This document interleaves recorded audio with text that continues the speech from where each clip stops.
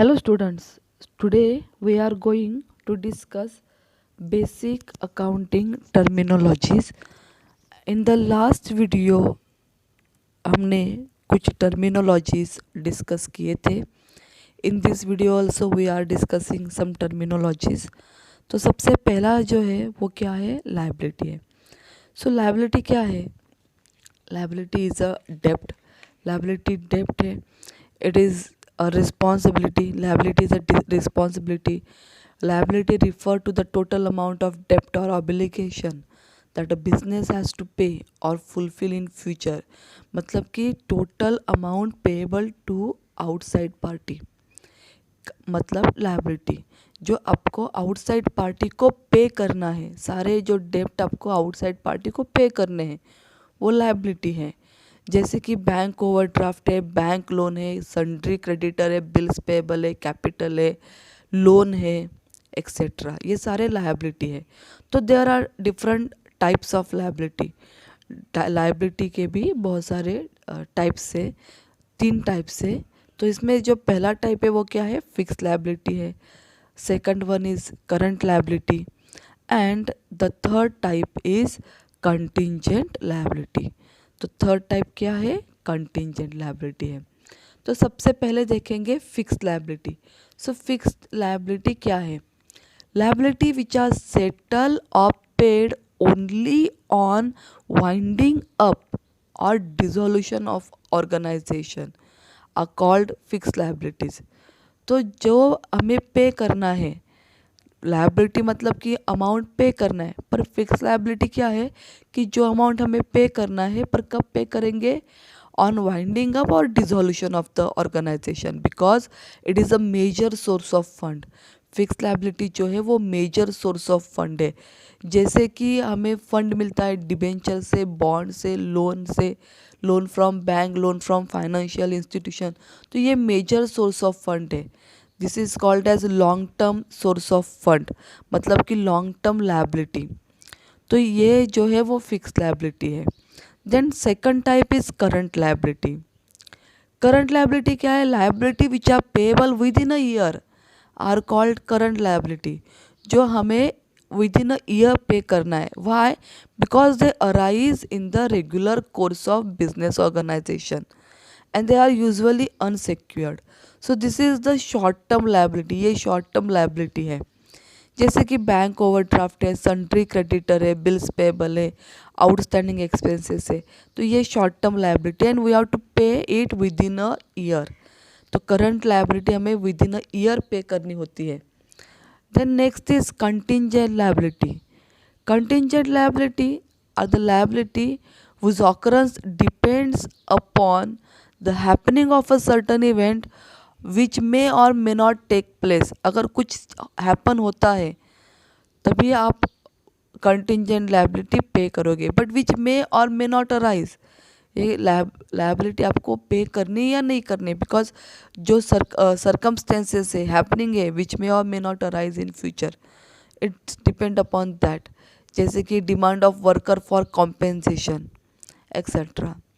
Then next term is profit. So profit क्या है? Firstly profit means when the selling price of goods is more than the cost price, it is a profit. जहाँ पे selling price जो है वो cost price से क्या है, ज़्यादा है. मतलब कि gain earn by the businessman is more. जो गेन बिजनेसमैन अर्न करता है वो ज़्यादा है, तो वो क्या हो गया, प्रॉफिट हो गया. Next term is loss. Loss मतलब क्या कि जहाँ पे एक्सपेंसेस एक्सपेंडिचर्स ज़्यादा है दैन द इनकम. इनकम से, रिवेन्यू इनकम से एक्सपेंसेस एक्सपेंडिचर ज़्यादा है. मतलब कि cost price is more than the selling price. Cost price जो है वो ज़्यादा है सेलिंग प्राइस से, तो वो क्या हो गया, लॉस हो गया. It is a loss. Okay. Then the next term, come to the next term, that is solvent. So a businessman, a person who is capable for paying his past and present debt means solvent. वो past भी डेप्ट दे सकता है, present डेप्ट भी दे सकता है, because asset is more than the liability, asset ज़्यादा है लायबिलिटी से। या फिर asset is equal to liability, asset और लायबिलिटी दोनों इक्वल है, वहाँ पे हम उस पोजीशन पे कहते हैं कि ये सॉल्वेंट पर्सन है।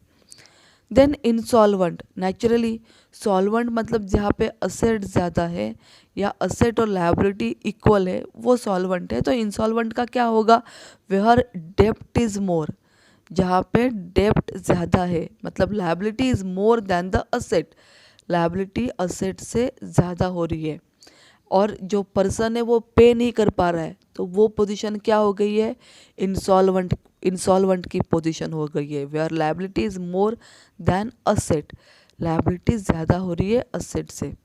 Then next term is discount. Discount मतलब क्या है कि जहाँ पे सेलर या फिर क्रेडिटर जो सेल करता है प्रोडक्ट को बायर को या फिर डेटर को, तो सेलर बायर को या क्रेडिटर डेटर को जो कंसेशन देता है या अलाउंसेस देता है उसे हम क्या कहते हैं, डिस्काउंट कहते हैं, उसे क्या कहते हैं, डिस्काउंट कहते हैं। सो एन अलाउंस, बेनिफिट और reduction in payment in monetary terms given by the trader to buyer or creditor to debtor at the time of sale or repayment is known as discount. So there are different types of discount. In that the first one is trade discount. Discount given by the seller to the buyer. Seller ने buyer को दिया discount to increase sales turnover and to enable the buyer to earn a reasonable profit on resale is called trade discount. तो जो allowance catalogue price पे, list price पे दिया जाता है, डिस्काउंट कैटलॉग प्राइस या लिस्ट प्राइस पे दिया जाता है, तो वो क्या हो गया, ट्रेड डिस्काउंट हो गया। ये ट्रेड डिस्काउंट होलसेलर रिटेलर को देता है या मैन्युफैक्चरर होलसेलर को देता है। Next term is cash discount. Cash discount means allowance given on final payment, that is cash discount जो बायर सेलर को देता है फॉर द प्रॉम्प्ट पेमेंट या ऑन द स्पॉट पेमेंट।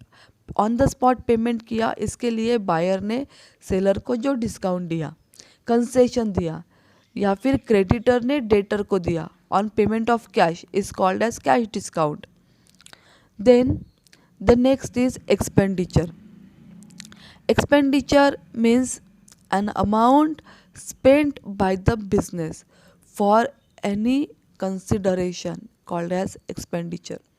मतलब कि an amount spent or incurred by the business organization on the purchase of goods and services or any other consideration, it is called as expenditure।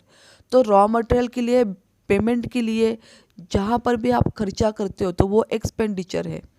Businessman जो भी खर्चा करता है वो expenditure है। सो types of expenditure क्या है, in that the first one is revenue expenditure.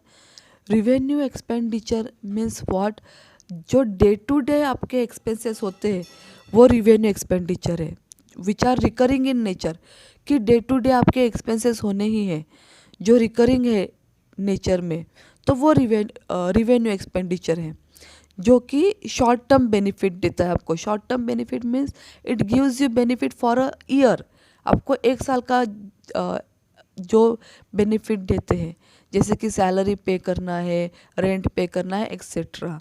Then next is capital expenditure. Capital expenditure is non recurring in nature, जो हम बार बार खर्चा नहीं करते, जैसे कि हमने असेट परचेस किया तो वो वन टाइम इन्वेस्टमेंट है, तो वो नॉन रिकरिंग नेचर है, कि जहाँ पे आपने असेट लिया या और कुछ बड़ा अमाउंट आपने खर्चा किया, तो ये कैपिटल एक्सपेंडिचर है which gives you long term benefit, आपको लॉन्ग टर्म का बेनिफिट देता है। Then next is deferred revenue expenditure. Deferred revenue expenditure, it is again heavy expenditure which is incurred in the current year. It is one kind of revenue expenditure but it gives you benefit more than a year, at least एक साल से ऊपर आपको ये benefit दे सकता है। जैसे आपने हेवी अमाउंट स्पेंड किया ऑन एडवर्टाइजमेंट, पब्लिसिटी, तो ये डिफर्ड रिवेन्यू एक्सपेंडिचर हो गया जो आपको ज़्यादा बेनिफिट देता है, at least more than a year, तो वो डिफर्ड रिवेन्यू एक्सपेंडिचर हो गया। Then next is accounting year. So accounting year क्या है? Accounting year generally a calendar year for 12 month. 12 month का जो पीरियड होता है उसको हम ईयर कहते हैं। And accounting year means what, कि the year for which the account of the business enterprise are prepared is called the accounting year. It always starts from the 1st April and ends on 31st March. Because income tax purpose के लिए accounting year must be start on 1st April and end on 31st March. तो 1st April से लेके 31st March तक का accounting year होता है. Thank you. आपको सारे ये टर्मिनोलॉजीज होप सो समझ में आए होंगे.